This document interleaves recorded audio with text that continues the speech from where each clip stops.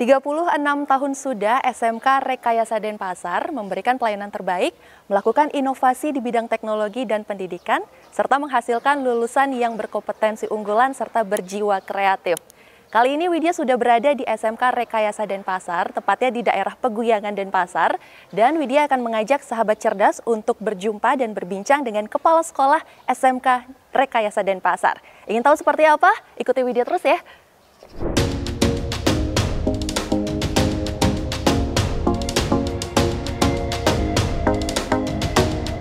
Era baru di sini, siswa kami, guru maupun pegawai mulai mengaplikasikan diri, mengoptimalkan penggunaan teknologi. Pasti peranan guru itu yang utama, tetapi guru yang tidak mengikuti teknologi, dia akan tergantikan dengan sendiri. Roh di pendidikan itu adalah kejujuran. Kita nggak hanya ngajar, tapi kita mendidik. Tapi dari masyarakat yang menyarankan kita, tetap aja kenakan biaya seragam. Kalau biaya gedung dan sarana tidak dikenakan, ya nggak apa-apa, tapi kalau seragam, kami ingin anak kami pakai seragam sekolah, karena itu identitas sekolah. Saya tidak mau gembor-gembor. Tamatan SMK Rekayasa Denpasar 100% diserap dunia kerja. Nah, itu kan angka yang bahasa iklan. Kalau saya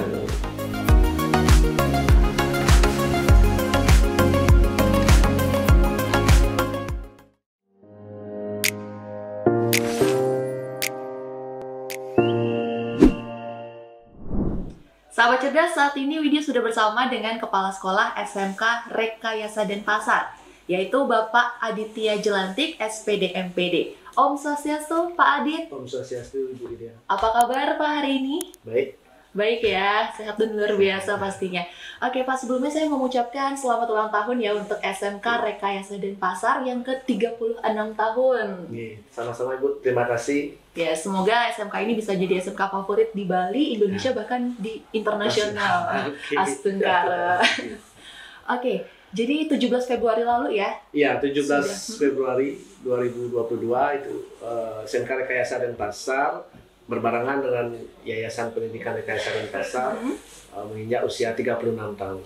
36 tahun. Dalam rangkaian hari ulang tahun SMK Rekayasa Denpasar, kegiatan yang dilakukan oleh SMK ini apa aja sih Pak? Dalam pelaksanaan ulang tahun kali ini, karena kita masih dalam situasi pandemi, kita melihat juga PPKM di Provinsi Bali, jadi kita mengambil tema yang terlebih dahulu, Skareksa Bangkit Menuju Era Baru. Maksud dari tema tersebut ialah era baru di sini, siswa kami, guru maupun pegawai, mulai mengaplikasikan diri, mengoptimalkan penggunaan teknologi. Maka dari itu, implementasinya di dalam kegiatan HUT, kita memakai lomba-lomba yang berkaitan dengan online atau secara virtual. Ada 4 lomba kita buat, khusus ini lombanya intern, tidak kita untuk umum tidak. Karena sudah 2 tahun si anak-anak kita tidak merasakan HUT sekolahnya. Jadi 4 lomba tersebut secara virtual, kita ada lomba e-sport, Mobile Legends antar kelas, itu juga secara online, mereka bertandingnya di rumah masing-masing, kecuali di babak final karena itu penentuan.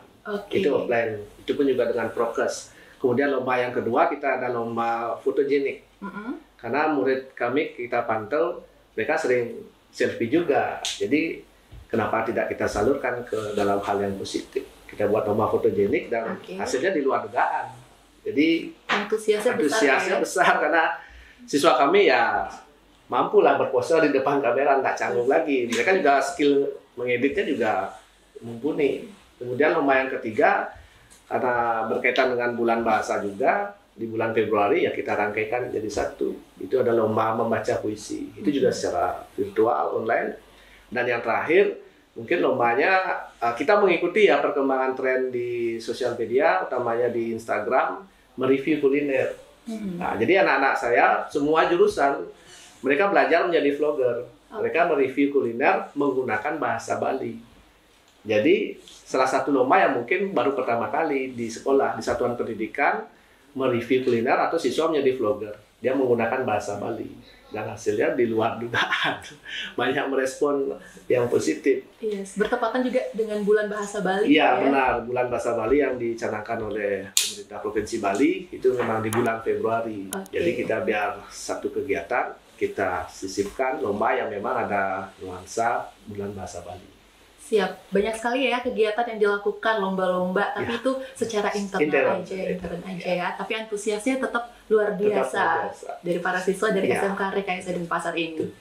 Nah, harapannya apa nih di hari ulang tahun yang ke-36 di tahun 2022 ini, Pak? Harapan saya selaku kepala sekolah di operasional sekolah ya, kami hanya menginginkan SMK Rekayasa Denpasar memang benar-benar sekolah teknologi yang mampu memanfaatkan teknologi. Bukan hanya sebatas wacana saja, baik itu di guru, siswa maupun pegawai kami. Terutama di guru, dalam situasi pembelajaran daring, peranan guru memang tidak bisa digantikan. Pasti peranan guru itu yang utama. Tetapi guru yang tidak mengikuti teknologi, dia akan tergantikan dengan sendirinya. Demikian juga siswa, kalau dia tidak memanfaatkan teknologi, mereka akan ketinggalan zaman. Contoh, misalnya dari dulu kita ada motor memakai karburator, dari 2 tak, 4 tak, kemudian injeksi, dan sekarang siapa sangka ada motor listrik. Jadi mereka harus mampu mengaplikasikan diri sesuai dengan perkembangan zaman. Itu saja harapan yang selaku kepala sekolah. Apalagi sekarang di masa pandemi, Pak ya, kita semuanya harus mereka harus kreatif semua, harus digitalisasi, harus memanfaatkan teknologi dengan benar. Itu kuncinya, memanfaatkan teknologi ya. Oke, nah kalau ngomongin tentang pembelajaran nih di masa pandemi, itu seperti apa dari SMK Rekayasa Denpasar ini? Kalau boleh jujur, selama masa pandemi ini kita sudah hampir 3 tahun ya, dari 2019 di bulan Maret, kami rasakan ya memang belum optimal. Belum optimal dari mana? Satu, kita kalau dari pemerintah mencanangkan pembelajaran daring, hybrid, dan lain sebagainya, oke lah itu hanya untuk pembelajaran mata pelajaran normatif adaptif, yang dalam artian di teori oke. Tapi kita di sini sekolah SMK, di mana passionnya merupakan praktek. Jadi kendala yang kami temukan, walaupun kita membuat video pembelajaran dan lain sebagainya tentang pelajaran praktek, akan tetapi implementasi di siswa mereka kelabakan. Contoh, mereka di jurusan, kita ada jurusan PBSN, sepeda motor. Kalau mereka daring, praktek misalnya kelistrikan sepeda motor, mereka tidak akan mampu di rumah. Kenapa tidak mampu? Oke, ada tutor di YouTube misalnya mereka melihat. Tetapi jika ada kendala, siapa yang akan mereka tanya langsung? Itulah peranan penting sebenarnya pembelajaran offline. Ada guru atau tutornya yang mengarahkan di saat pembelajaran. Itu saja di pelajaran praktek kita kendalanya. Kemudian yang kedua, kalau mereka di rumah, di saat pembelajaran praktek, mereka akan terkendala alat. Kalau di sekolah, semua sudah kita fasilitasi. Tinggal mereka datang, mereka praktekkan sesuai dengan materi, KD-nya. Sudah. Itu saja kendala. Belum optimal sih.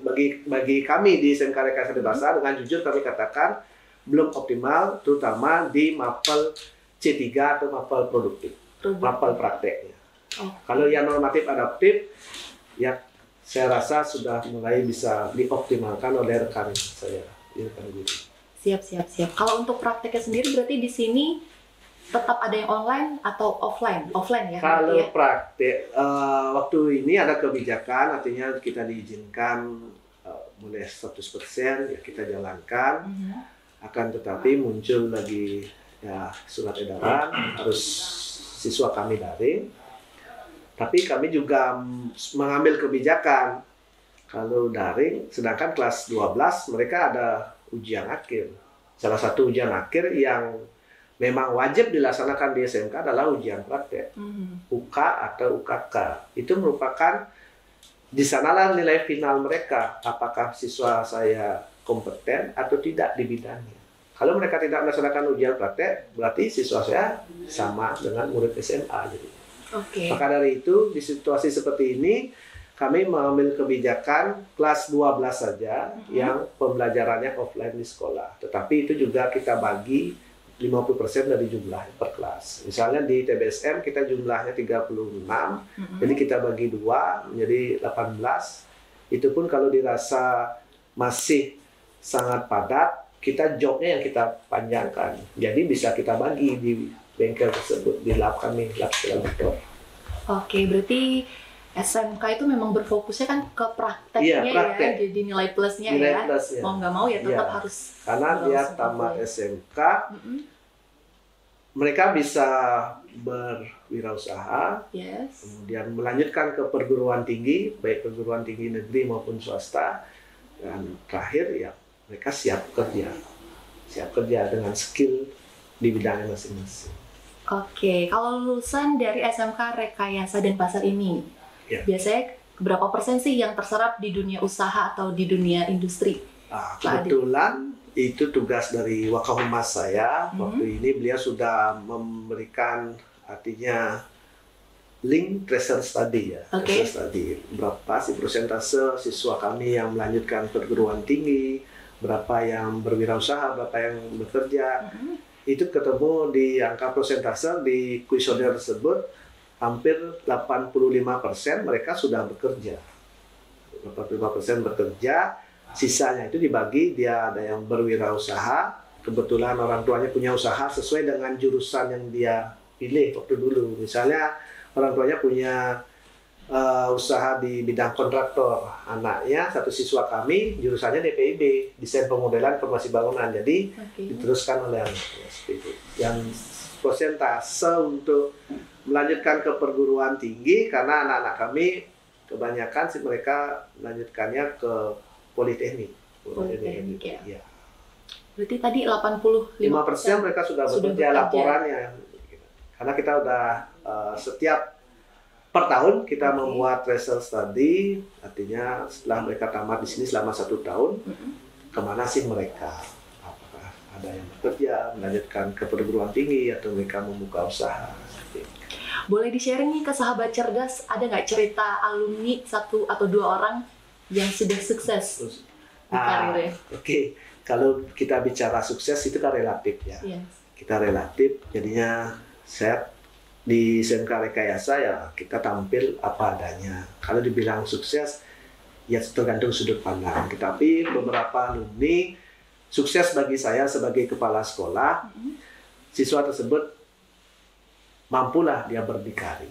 Berdikari dalam artian tidak menjadi, ya kita anggap lah istilah seperti zaman sekarang, tidak jadi beban keluarga. Mereka tidak lagi, ya kalau di pergaulan mereka tidak minta uang jajan lah ke orang tuanya lagi. Itu saya anggap sukses. Tetapi yang ada sih beberapa yang menonjol, salah satunya tamatan multimedia tahun kurang lebih 2011 ya, tamatan 2011. Itu namanya Arsana. Sekarang dia membuka toko, nama tokonya di Gatsu Media Komputer Bali. Media Komputer Bali, Arsana tersebut sebagai ownernya, dia sebagai penyuplai kalau ada yang membutuhkan seperti era sekarang ya, kan anak-anak ada yang membutuhkan PC, step gaming misalnya, atau enggak ada yang menjadi YouTuber, memerlukan perangkat dari kursinya, dari meja, setup segala macamnya, bisa kontak ke siswa saya. Media Komputer Bali dia. Media Komputer Bali. Itu salah satunya. Kemudian yang lagi satu di jurusan elektro, dia membuka usaha kecil di rumah. Satu-satunya mungkin di Denpasar Barat ya, artinya servis elektronik. Kalau kita melihat di Denpasar kan sangat jarang sekali ada servis elektronik. Servis elektroniknya dia tidak hanya radio, TV, tetapi dia sudah mulai merambah ke handphone dan laptop. Padahal kalau kita melihat handphone dan laptop kan tidak ada materinya di sekolah, tapi itulah dia mengembangkan diri. Saya anggap dia sukses. Walaupun usahanya masih kecil, tapi saya anggap dia sukses, mampu mengembangkan skillnya. Siap, itu 2 cerita sukses dari sekian banyak alumni yang sukses. Yang tamatan elektro itu dia namanya Riko Deriawa. Dia waktu ini dia sempat menjadi penguji eksternal di jurusan elektro kita. Kita undang karena dia juga sudah mulai membuat usaha ya, dan sudah ada lisensinya legal ya, artinya untuk sebagai penguji eksternal. Oke siap, berarti sudah punya usaha sendiri Sudah ya? punya usaha sendiri. Rata-rata Kedua alumni ya bisa rata-rata yang bekerja di dunia usaha maupun dunia industri juga lumayan banyak. Jurusan DPIB artinya dulu juga namanya masih TKBB sih, kita masih konstruksi, tetapi kita memilih karena ada spektrum kurikulum yang baru, kita harus memilih salah satu. Kita milih yang desain gambar. Desain pemodelan dan informasi bangunan. Kalau dulu namanya gambar bangunan, karena kita melihat realita di lapangan, lalu dia pembelajaran konstruksi itu tentang pertukangan. Nah, itu kita bisa sisipkan di ekskul ya, artinya membuat rangka besi. Itu dia bisa pelajari di luar pembelajaran itu. Tetapi kalau jurusan gambar bangunan atau DPIB, dia wajib mengikuti kelas itu, karena basicnya dia menggambar sebuah desain suatu gedung misalnya, itu memakai bisa SketchUp dan lain sebagainya. Itu perlu bimbingan khusus. Kita kebetulan punya 2 guru yang kompeten untuk pembelajaran yang kalau bisa di ranah umum disebut AutoCAD seperti itu. Ada 2 guru yang kita kompeten. Satu guru baru menamatkan studi S2-nya, Magister Arsitekturnya di Udayana, Ibu Dayuari. Jadi siswa yang berada di jurusan DPIB, mereka kalau mau les di luar tentang AutoCAD boleh dicek berapa sih harganya mereka membayar. Tapi kalau mereka di sini cukup hanya membayar SPP tiap bulan. Cukup dengan SPP saja ya? Iya. Jadi nggak ada. Boleh dicek bagaimana kita membuat atau mengikuti ya pelatihan. Nggak sembarang orang bisa mempunyai skill memakai aplikasi SketchUp dan lain sebagainya. Tapi di sini sudah guru kami sudah mampu. Dua guru mapel produktif di jurusan DPIB sudah mampu. Oke, berarti tadi ada jurusan elektro, ada jurusan desain permodelan bangunan juga. Jurusan kita di sini yang pertama desain pemodelan dan informasi bangunan, atau yang sering disebut gambar bangunan. Kalau lebih awamnya masyarakat tahu kayak arsitek junior lah. Kalau yang tingkat lebih tinggi, ini kan tingkat siswa. Kalau dia melanjutkan berarti mahasiswa. Itu S1 arsitektur mungkin. Ya, kalau mereka mencari linearnya. Jurusan yang kedua kita ada jurusan audio video. Akan tetapi per tahun yang kemarin kita terus terang saja kepada masyarakat, karena di dalam dunia pendidikan maupun segala aspek kehidupan kita tidak boleh berbohong. Apalagi sebagai seorang pendidik, kejujuran itu nomor 1. Kita alat punya di jurusan audio video, akan tetapi tenaga pengajar yang relevan dan linear backgroundnya kami belum punya. Karena sulit sekali mencari guru produktif yang memang benar-benar linear sesuai jurusan. Kita alat di audio video sangat lengkap, tetapi tenaga pengajar maupun pendidiknya kita belum punya. Karena sudah pensiun. Iya, karena di Dapodi guru yang berusia 60 tahun, lewat saja 1 menit di sistem, dia sudah merah. Dalam artian tidak boleh mengajar dan mendidik di sekolah tersebut. Jadi kita tetap mengikuti aturan acuan dari pusat. Kita tidak mau, walaupun kita sekolah swasta, tetap kita harus mengikuti aturan. Kalau memang guru tersebut usianya sudah lebih, di Dapodi ya kita istirahatkan. Nah, tapi kendalanya itu kita tidak pengajar ya di jurusan elektro. Kemudian jurusan yang ketiga kita ada jurusan listrik.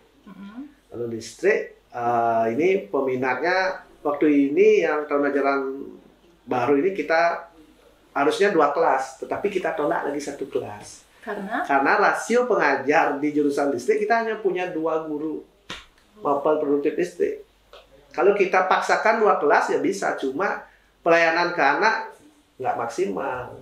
Kita yang nggak enak jadinya sama orang tua. Kok anak saya nggak dapat belajar nih karena gurunya kelelahan mengajar. Ya, saya nggak melihat. Kalau dilihat dari segi ekonomi ya semakin banyak siswa mungkin kita semakin baik lah di manajemen administrasi. Tapi saya tidak mau melihat itu. Saya lihat juga side efeknya ya siswa mereka harus optimal mendapatkan pendidikan di sini. Jadi kita putuskan hanya 1 kelas. Kemudian jurusan berikutnya kita ada TKJ. Oke. 3J ya, guru kita juga sudah magister, Pak Kadek Yuniarto, beliau tamatan di Uniksa Singaraja S2-nya. Kemudian jurusan multimedia, kita punya dua guru mapel produktif, kreatif ya, di multimedia. Pak Uki dengan Bu Nindya, itu kreatif sekali. Kemudian jurusan berikutnya kita ada jurusan TKRO. TKRO itu mobil. Oke. Mobil ya. Kita punya guru mapel produktif 3, tapi 1 udah pensiun. Jadi saya sudah harus memikirkan tahun ajaran depan untuk mencari tenaga yang baru di jurusan mobil tersebut. Kemudian jurusan terakhir adalah TBSM. TBSM itu teknik bisnis dan sepeda motor. Ini kita pure ya, murni jurusan ini, bukan mengada-ngada dalam artian kita nggak mau promosi sekolah karena kaitannya dengan promosi sekolah. Kita punya jurusan ini, tahu-taunya itu hanya sebagai ekskul dia. Kita bukan jurusan otomotif, padahal otomotifnya otomotif mobil, tapi kita tidak mau. Kita sudah fair. Otomotif itu ada 2. Kita jelaskan ke orang tua siswa. Otomotif itu ada 2 sekarang, tidak 1 lagi. Ada otomotif di TKRO yaitu mobil, ada otomotif di TBSM, sepeda motor. Jadi orang tua, walaupun anak didiknya tidak ke sini bersekolah, tapi kita tetap mengedukasi ke masyarakat. Ada sekali lagi, roh di pendidikan itu adalah kejujuran. Kita nggak hanya ngajar, tapi kita mendidik. Nggak hanya mendidik siswa aja, tapi mendidik orang tua dan masyarakat. Ini alur sekarang di dunia pendidikan. Jadi orang tua biar tahu juga. Walaupun kita sekolah swasta, kita juga arahkan. Ini kalau di sekolah negeri jalurnya begini. Ada sonasi, ada afirmasi, jalur prestasi maupun nilai rapor. Walaupun kita bukan sekolah negeri loh, tapi yang namanya guru, siapapun anak didik yang berkunjung ke sini, kita jelaskan. Itulah sejatinya seorang guru. Iya, Ya. untuk mendidik ya. Mendidik ya, nggak hanya mengajar aja, karena guru itu mendidik. Baik, Sahabat Cerdas, tadi sudah disampaikan ya, total ada 6 jurusan di SMK Rekayasa Denpasar ini. Wah, ini jadi informasi nih buat Sahabat Cerdas yang tertarik mendaftar ke SMK Rekayasa Denpasar, bisa ya. Dan Bisa. kebetulan sedang buka penerimaan peserta didik baru ya, tahun ajar 2022-2023. 2022-2023. Jadi buat Sahabat Cerdas nih yang tertarik di salah satu jurusannya, boleh langsung mendaftar aja ya. Boleh Pak, kalau disampaikan ke Sahabat Cerdas, itu periode pendaftarannya itu seperti apa dan mekanismenya seperti apa sih untuk penerimaan peserta didik baru itu? Baik, untuk PPDB di tahun ajaran 2022-2023, kami di SMK Rekayasa Denpasar, pendaftaran itu bisa offline, bisa juga online. Offline dalam artian berarti peserta didik, calon peserta didik, dia ke sekolah pendaftarnya.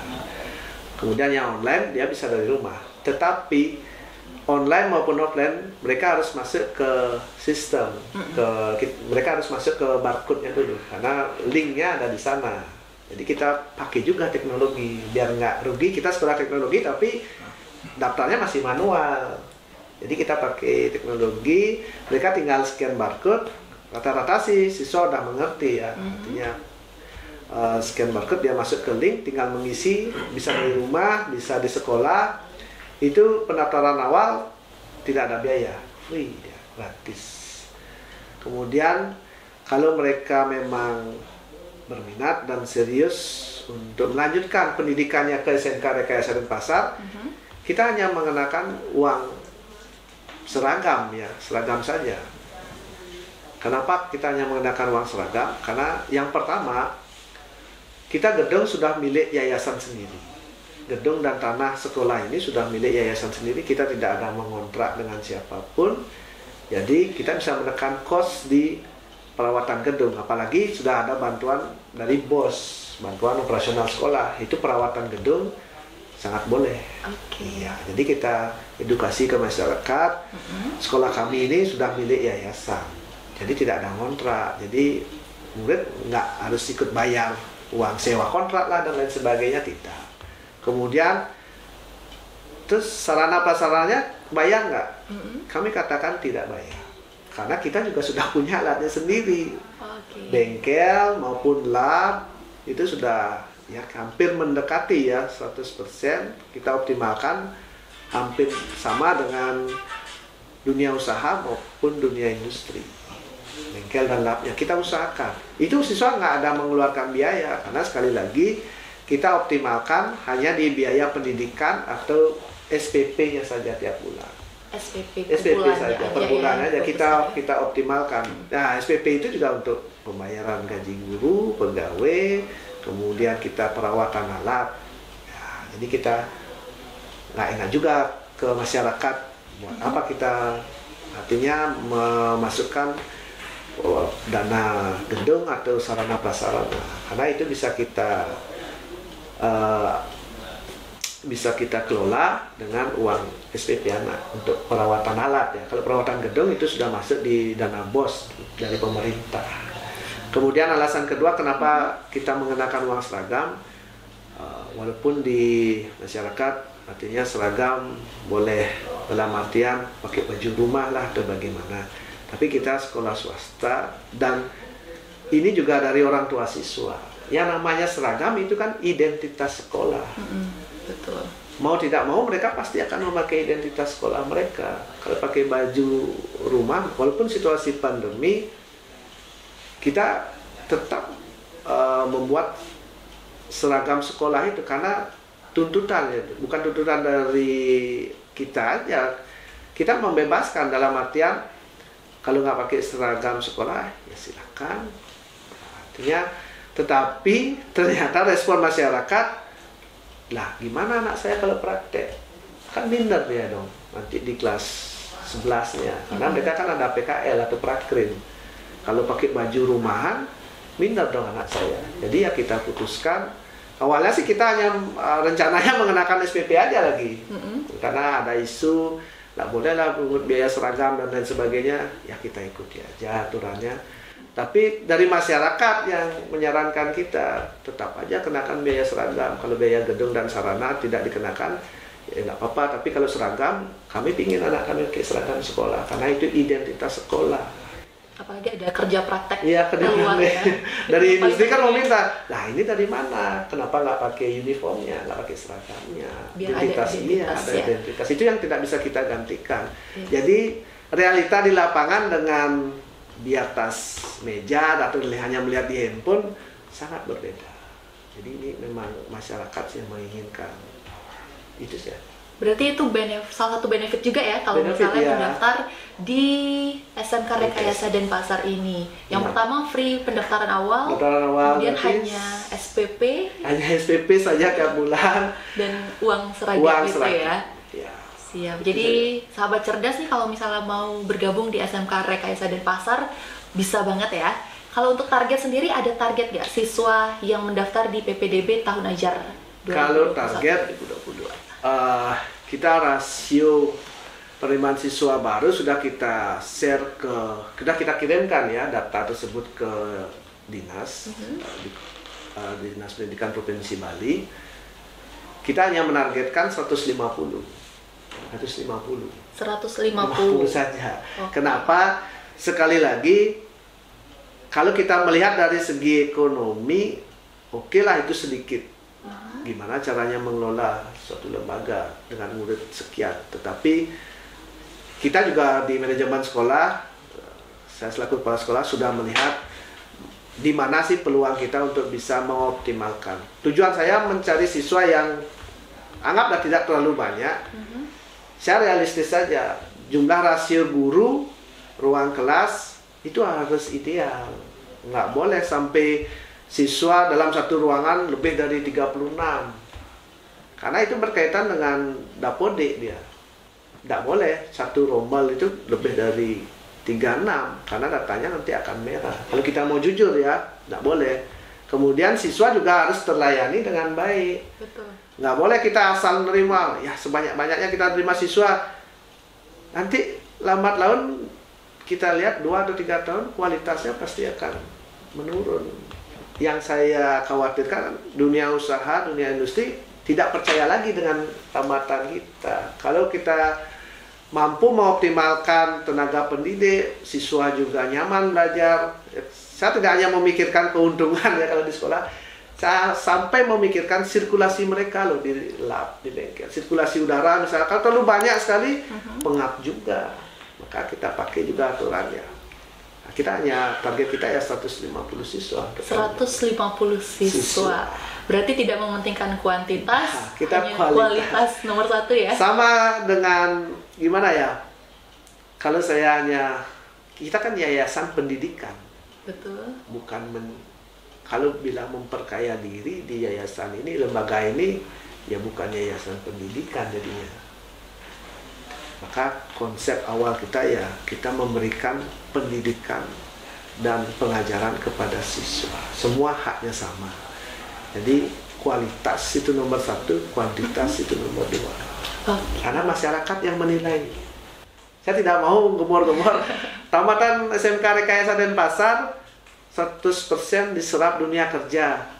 Nah itu kan angka yang bahasa iklan. Kalau saya sesuai realita aja, saya tugaskan kamu mas coba tracer study berapa persentase yang sudah bekerja, berapa persentase yang masuk ke jenjang perguruan tinggi.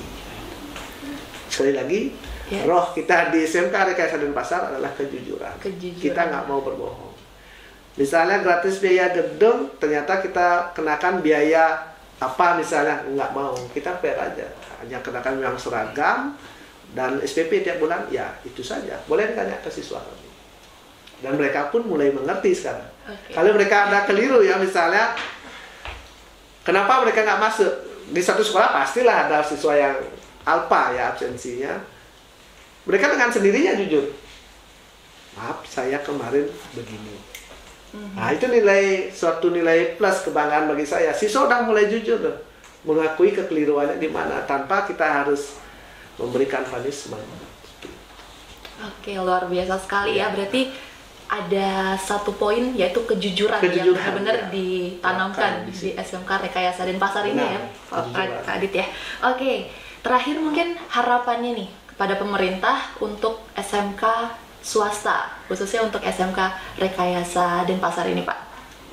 Kalau harapan dari kami kepada pemerintah, kalau boleh ya bicara jujur, terkait umpamanya PPDB, kita berada di jalur yang benar saja. Itu saja. Kita tidak mau membahas terlebih jauh. Ikuti juknisnya bagaimana, ikuti alur yang benar bagaimana. Kita jangan membenarkan yang keliru. Artinya sekali lagi, di segala aspek kehidupan kejujuran itu nomor satu. Walaupun kita pastilah dalam kehidupan berbohong, dalam pergaulan misalnya kita bercanda dengan teman kan saling, ya namanya juga masih pergaulan anak-anak, ada dia bercanda sedikit berbohong, gurunya udah datang padahal belum datang, oke lah masih bisa kita tolerir. Tapi dalam pendidikan, apalagi kita generasi muda Bali, kalau bisa di PPDB pemerintah, marilah kita berada di jalur yang benar sesuai juknis. Kemudian harapan kami yang kedua, jika ada suatu kebijakan dari pemerintah Provinsi Bali, mohon kami kepala sekolah swasta atau kepala sekolah swasta tidak hanya di SMA, SMK aja, tapi SMP maupun tingkat sekolah dasar, diajaklah urun rembuk. Bagaimana sih realita di lapangan pendidikan di masyarakat? Karena saya punya komitmen, seluruh generasi muda Bali ini adalah yang melanjutkan ke jenjang yang dia sebut merupakan siswa kami juga. Walaupun dia tidak bersekolah di SMK Rekayasa, tapi kita juga punya tanggung jawab, karena kita sebagai guru, sebagai pendidik dan pengajar. Jadi jika pemerintah ingin mengetahui realita di lapangan tentang pendidikan, mari kita diskusi bersama. Tidak harus saling menyalahkan atau bagaimana, kita mencari solusi. Bagaimana? Itu saja sih harapan saya kepada pemerintah. Yang lainnya ya, sejauh ini pemerintah Provinsi Bali dalam artian Distrik Pola Provinsi Bali sudah sangat baik ya dalam memberikan tidak ada tumpang tindih lah antara sekolah negeri maupun swasta. Sudah baik sekali. Hanya 2 hal itu saja sih menurut saya. Oke, terima kasih Pak Adit untuk sharingnya hari terima ini kasih ya. kembali. Semoga SMK Rekayasa Denpasar ini bisa semakin berjaya ke depannya. Oke, sahabat cerdas, itu dia tadi obrolan Widya dengan Kepala Sekolah SMK Rekayasa Denpasar. Semoga informasi tadi bisa bermanfaat ya untuk sahabat cerdas. Jangan lupa untuk like, komen, dan subscribe YouTube channel Bali Portal News TV. Saya Widya pamit undur diri. Terima kasih atas perhatian Anda dan sampai jumpa. Om Santi, Santi, Santi Om. Santi Om.